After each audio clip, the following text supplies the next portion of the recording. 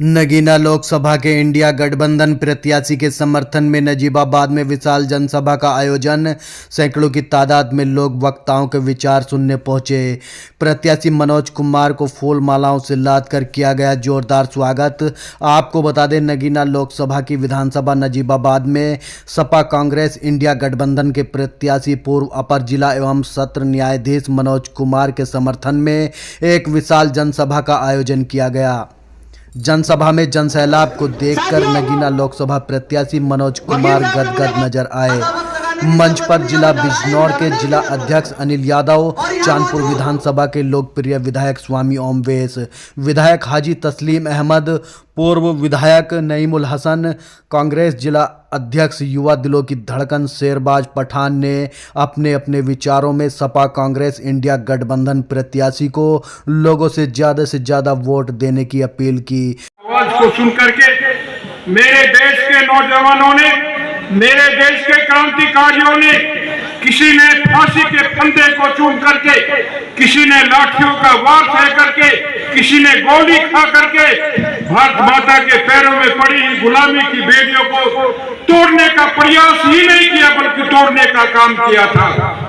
बहुत सारे नौजवान थे क्रांतिकारी। एक जोड़ी थी राम प्रसाद बिस्मिल और शफाकुल्लाह खां की, गजब की जोड़ी थी। वो आते हैं, अगर आप राम प्रसाद बिस्मिल और शफाकुल्लाह खां के जज्बातों को अपने जीवन में अपनाना चाहते हो तो जाति पाति से ऊपर उठ करके मनोज जी को वोट दे करके इनको सफल बनाने का काम करोगे। स्थान होगा, वहां पर मशीन रखी होगी। आपकी 19 मशीन पर बटन दबाने के लिए जब चलेगी तो उस समय अपनी छाती के ऊपर हाथ रख करके ये जरूर पूछ लेना कि मेरी उंगली कौन से निशान पर जानी चाहिए।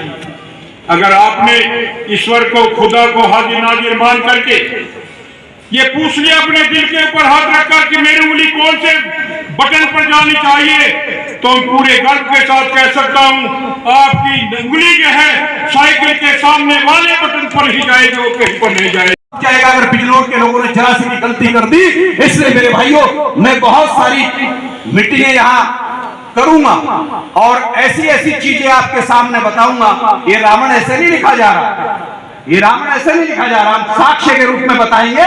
और ये जो जिद्दी चमार, ये जो ग्रेट चमार गांव में पूरे देश में लिखवाने का काम हो रहा है, ये बाबा साहब के विचारों को खत्म करने का काम हो रहा है। बाबा साहब ने 14 अक्टूबर 1906 पत्रकारों ने कहा दिल्ली में रैली क्यों नहीं कर रहे, बॉम्बे में रैली क्यों नहीं कर रहे, नागपुर में 10 लाख लोगों की रैली क्यों कर रहे हो डॉक्टर अम्बेडकर। बाबा साहब ने कहा इसलिए कर रहा हूं कि ये जो भारत में ये जो लोगों को तुम देख रहे हो, ना तो हम चमार है, ना हम महर है, ना कोई यादव है और ना कोई जाट है, हम नागवंश के लोग हैं। चाहे हमारे लोग सिख बन के हो, चाहे हमारे लोग ईसाई हो, चाहे हमारे लोग मुस्लिम हो, हम सारे के सारे लोग नागवंश के लोग हैं। नागवंश के लोगों का भारत में सबसे बड़ा शहर नागपुर था।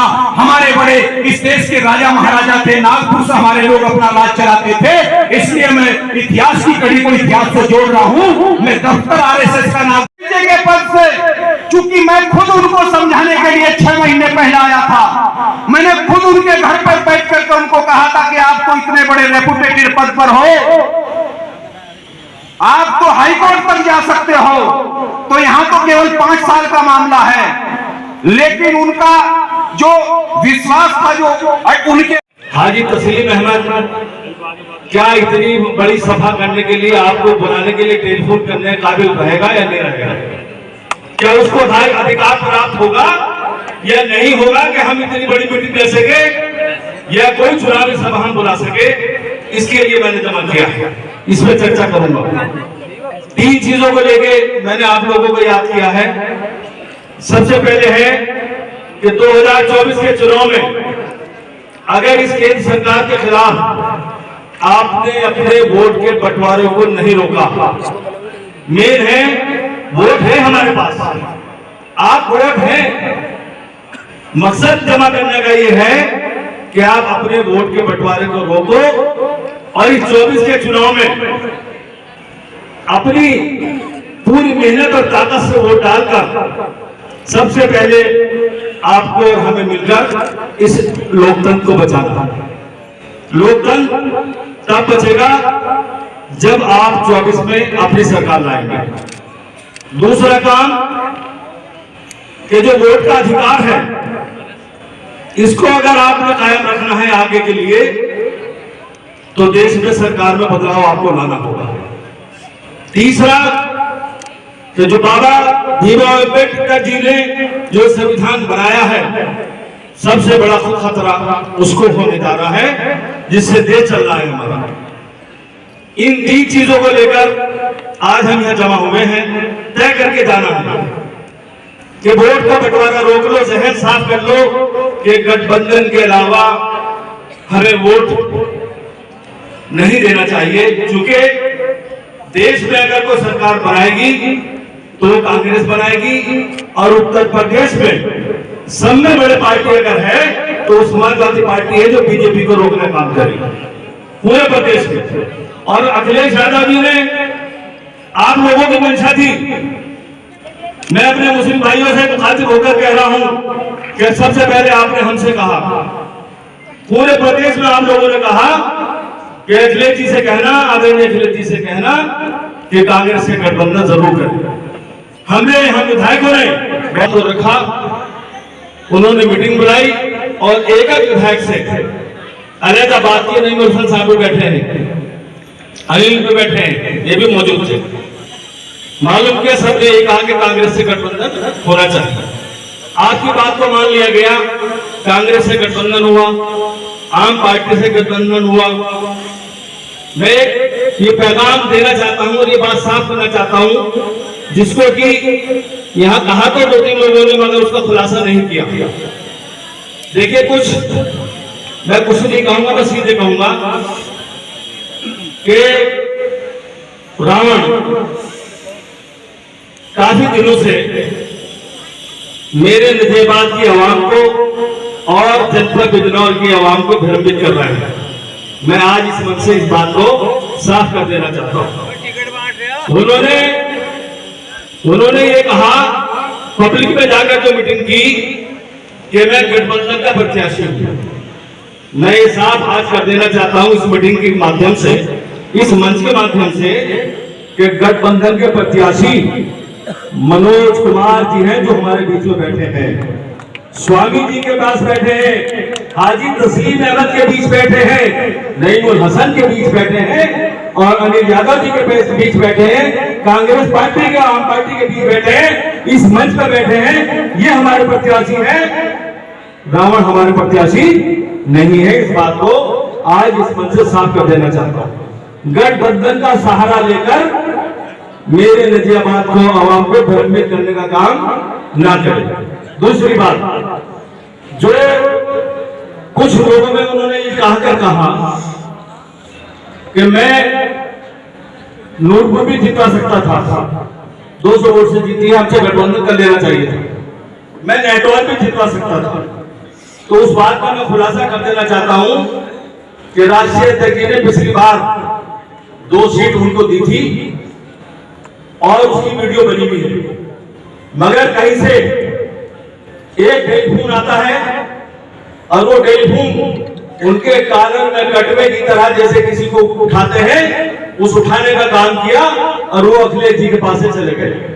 और उन्होंने फिर आकर कहा 1 घंटे के बाद कि मैं सिंबल नहीं ले रहा, मुझे 5 सीट चाहिए।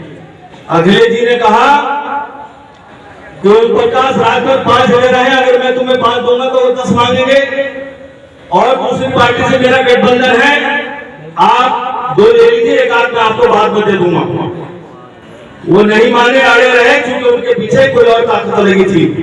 आप सब जानते हैं कौन ताकत है वो, और ये गठबंधन उन्होंने नहीं होने दिया। उसका नतीजा ये हुआ कि वो हमारे से न छोड़ आए।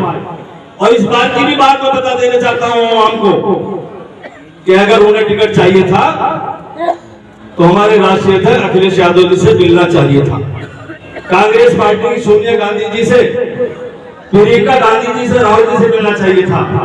और जो हम जनपद बिजनौर के 3 सिटिंग विधायक है, एक नईमुल हसन विधायक है, हम लोगों से तो संपर्क करना चाहिए था।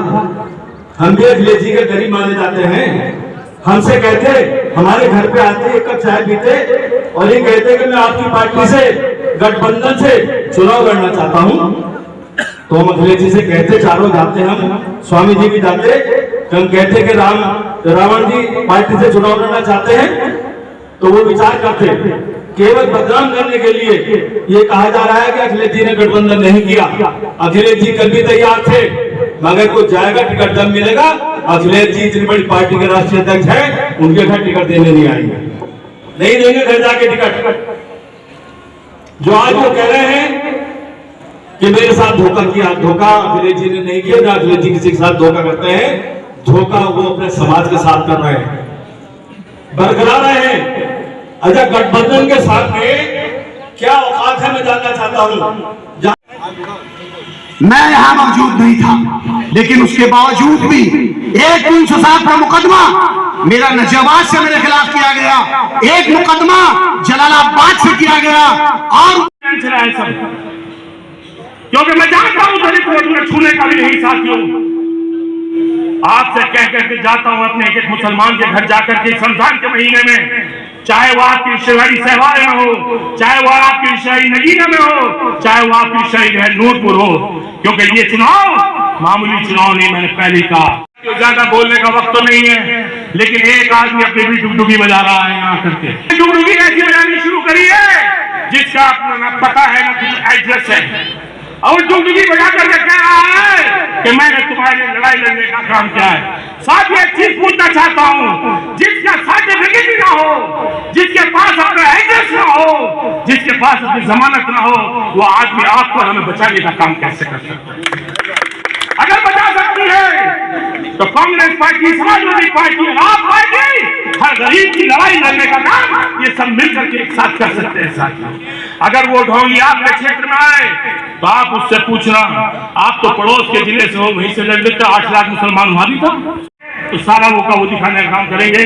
कह रहे हैं कि संविधान खतरे में है, चुनाव नहीं होगा, तो साथियों ये भी मैं कहता हूं आपसे, जिस तरीके से बताने का काम किया था कि 400 अगर सीटें लाने का काम ये भारतीय जनता पार्टी सरकार के कर रही है, वो उसका मकसद वही है कि ना आपको वोट देने का अधिकार रहे, ना आपको अपनी बात रखने का अधिकार रहे। तो लड़ाई इसी चीज की है साथियों।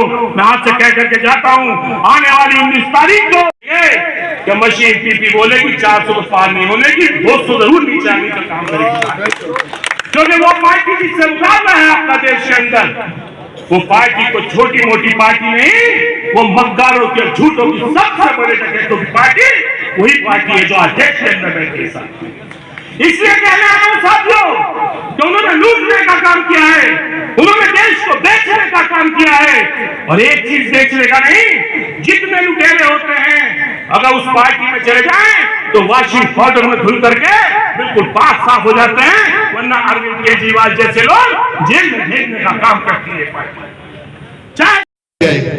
वही दिलशाद जब अपनी बहन को लेकर, अपनी मां को लेकर होली के दिन बुखार का बहुत तपती बुखार थी उस बच्ची को, जब वो लेकर जा रहा था उसे रोका गया, उसे ऊपर ऐसा लगा कि जो सामाजिक न्याय है वो बड़ा विषय है इस मुल्क का, जातीय जनगणना इस मुल्क का बड़ा विषय है जिसको ये सरकारें अनदेखा कर रही हैं, और सारी समस्याओं की जो जड़ में जाओगे आप तो जो मुल्क की मूल समस्या है उससे सरकारें आपका और हमारा ध्यान भटका रही हैं।